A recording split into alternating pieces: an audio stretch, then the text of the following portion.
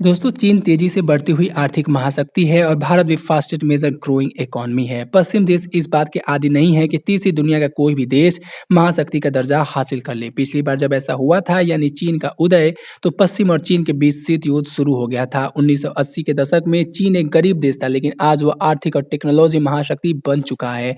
America के नेतृत्व में पश्चिम ने सोवियत संघ को तो शीत युद्ध में हरा दिया था, लेकिन चीन के उदय के खतरे को वो समय रहते भाप नहीं सके। 1990 में चीन की जीडीपी 0.36 ट्रिलियन डॉलर थी, यानी कि 360 बिलियन डॉलर की, और अमेरिका 5.96 ट्रिलियन डॉलर के साथ नंबर वन की इकोनॉमी बना हुआ था। दोनों में 1700% का अंतर था और उस समय अमेरिका दुनिया का इकलौता दादा था।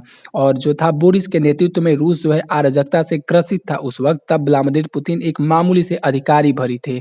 1998 में जब भारत ने पोखरण परमाणु परीक्षण किया, तो बिल क्लिंटन जो उस समय के राष्ट्रपति थे, भारत पर आर्थिक प्रतिबंध लगा दिए थे।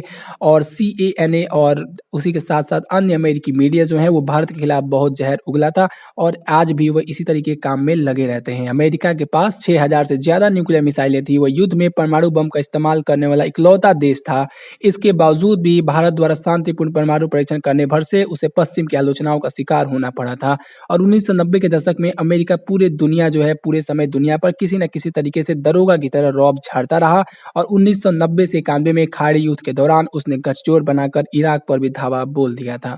उसने इराक पर 10 साल तक नो फ्लाई जोन लागू कर दिया और इराकी बच्चों को दवाइयों और भोजन से भी वंचित कर दिया था। इसी कालखंड में अमेरिका के नेतृत्व में पश्चिम ने यूगोस्लाविया को भी ध्वस्त कर दिया और बाल्कन प्रायद्वीप में 7 नए देश बने। पूर्व यूगोस्लाविया के इन देशों Serbia, Croatia, Slovenia, Bosnia, Kosovo आदि के बीच आज तक अनेक नस्लीय टकराव देखने को मिलते हैं। लेकिन 2000 के दशक में जब 9/11 हुआ था, उसके बाद पश्चिम के मध्य पूर्व अफगानिस्तान और पाकिस्तान में पनप रहे इस्लामिक आतंकवाद और तेजी से उभरते चीन का खतरा समझ में आया था। इसके बाद पश्चिम ने अपने दशकों पुराने भू राजनीतिक सिद्धांत बदले थे और चीन के समक्ष रणनीति शक्ति संतुलन के लिए भारत को स्थापित करने का प्रयास किया जाने लगा।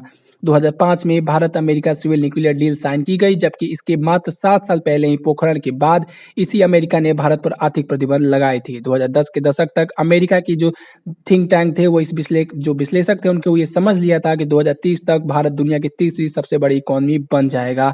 चीन और भारत जो है वो जो है दोनों ही एशिया की ताकतों के उदय ने पश्चिम के सामने दुविधा ये उत्पन्न कर दी है। अमेरिका ने ये समझ लिया है कि भारत को पश्चिम के भू राजनीतिक दायरे में लाना ही होगा, क्योंकि अगर भारत और चीन एक साथ आ गए तो पश्चिम के सदियों पुराने वर्चस्व का खात्मा हो जाएगा।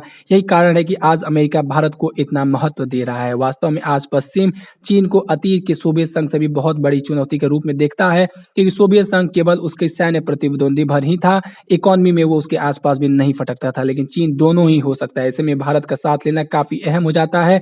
और इसी के साथ साथ भारत स्वयं को तटस्थ ताकतों के स्वतंत्र गुट के नेता के रूप में देखता है, तो भारत इसमें इनके साथ आएगा या नहीं आएगा ये तो समय ही बताएगा। लेकिन चीन और भारत दोनों ही आज मध्य पूर्व, दक्षिण एशिया, अफ्रीका और दक्षिण अमेरिका के देशों को लुभा रहे हैं। ब्रिक्स और एससीओ में भारत और चीन बड़ी आर्थिक ताकतें हैं। पश्चिम को इससे चिंता होती है, क्योंकि दुनिया पर अब उसका पहले जैसा एक अधिकार नहीं रहा है। यही कारण है कि अमेरिका ने चीन को हाईटेक उत्पादों के निर्यात पर भी जो है बैन लगाया, जैसे कि उसमें सेमीकंडक्टर चिप्स शामिल है। पश्चिम यह कहकर इस कदम का जो है उसको जायज ठहरा सकता है कि चीन एक कम्युनिस्ट तानाशाहीपूर्ण देश है, पर भारत के बारे में वो क्या कहेंगे। भारत एक लोकतांत्रिक देश है। यहाँ न केवल दुनिया के सबसे बड़े जो कंज्यूमर मार्केट है, बल्कि इंटरनेट के भी सबसे ज्यादा कंज्यूमर्स यहीं उपलब्ध हैं। इसलिए उन्हें ये तय करना होगा कि आज अमेरिका भारत के बिना अपना काम नहीं चला सकता है। लेकिन भारत को भी सतर्क रहना होगा, क्योंकि पश्चिम खुद को एक बंद घेरे के रूप में देखता है। अपने गुट में कितनी आसानी से जो है इतनी आसानी से किसी को प्रवेश नहीं देता है।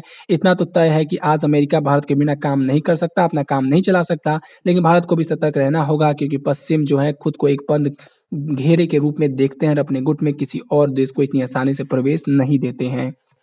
जैसे जैसे समय बीतेगा वैसे वैसे भारत और चीन का जो आर्थिक कद है वो भी तेजी से बढ़ता हुआ नजर आएगा।